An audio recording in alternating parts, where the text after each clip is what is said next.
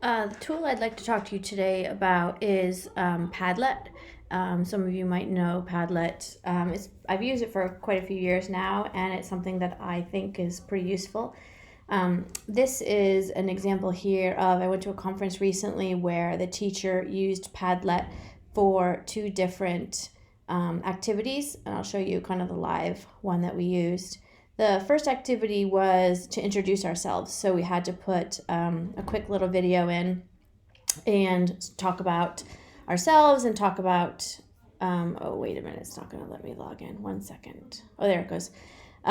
So you had to talk about yourselves and add a little picture. So I'll just scroll down and show you. So these are, there's me, and these are the people from my conference. And so it was nice because when we got there, you could kind of put a face to the name and where these people were from different schools. And then we used the second part of the Padlet up top to talk about different tools that we really liked using and why we liked that. And then you could go through and see and comment on other people's posts. So it was nice that now we have this really big set of resources from everybody at the conference. So that was just one example.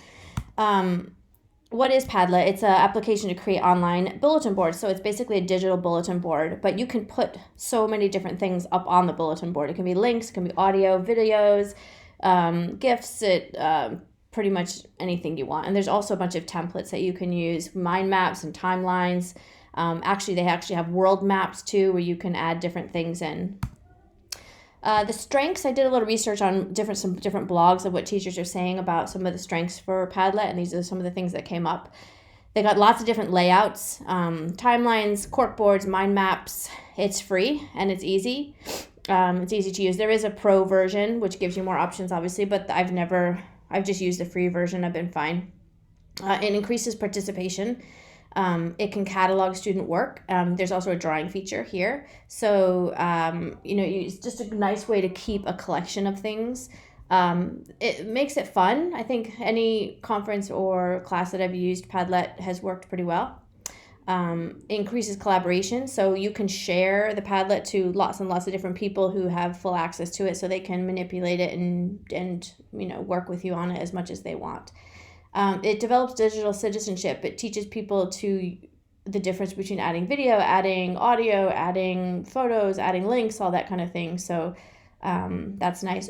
And also creativity. So I think you have to be a little bit creative when you're creating a little video to share with people. So that's nice as well. Some of the weaknesses, some people don't like to post images or pictures of themselves. You're not saying you have to, but if you're doing this for sort of an introduction exercise, that would be nice.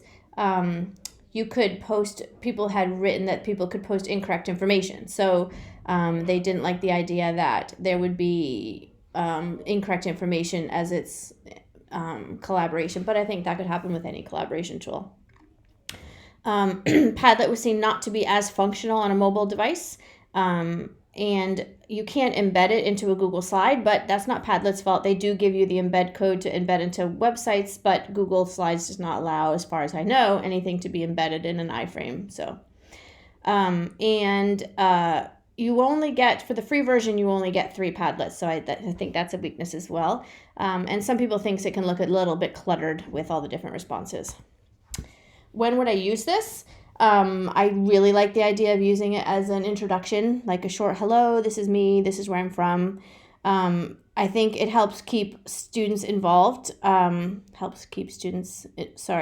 students involved, I meant to put in there. So if I have a student that's out, I can just say, look at the Padlet, all the information's there that we've been working on. Asking for live questions, like a back channel. I've seen teachers use it like this. So you have the screen up and kids are asking questions, and you can just cover all the different things that they have up there. You can collect information from multiple people. So again, collate different information from lots of different people.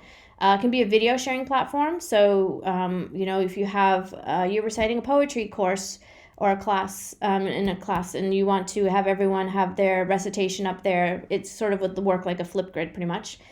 Can be used for a student portfolio, since you can have audio, video, all different things. You can use it for that. Collaboration for notes for research. If a whole class keeps all of their research in one Padlet, it would be a huge wealth of information by the end.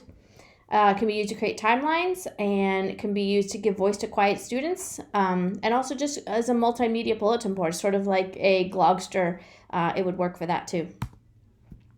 Examples of a learning activity, I was thinking of doing something, like the history of online teaching, and you can use the timeline template, and you have your different time periods and different examples of things that are going on in that time period in online teaching, and then these would all lead you to something else, either an article or a video or an audio explaining, and you can embed all of these onto the timeline and have them have a nice finished product.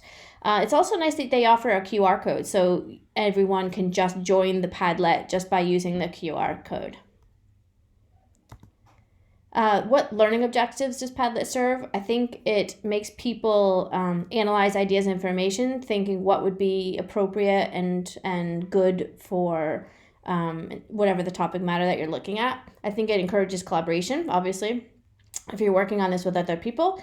I think it encourages creativity, so people have to be a little bit creative when they're thinking about what might visually be good as well as information-wise.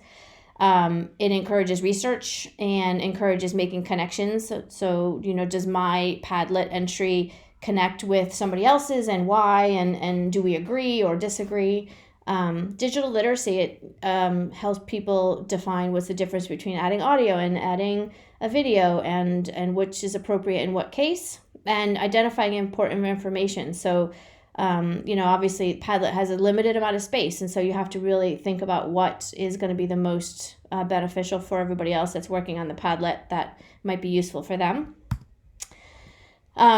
Community of Inquire, does this tool help? I think in terms of a social presence, the instructors collaborating on the Padlet. So, for example, for the conference I went to, our instructor posted her video and said, "Hi, this is me." And it was nice when I got to the first day of class, I'd already seen her little video and knew where she was coming from.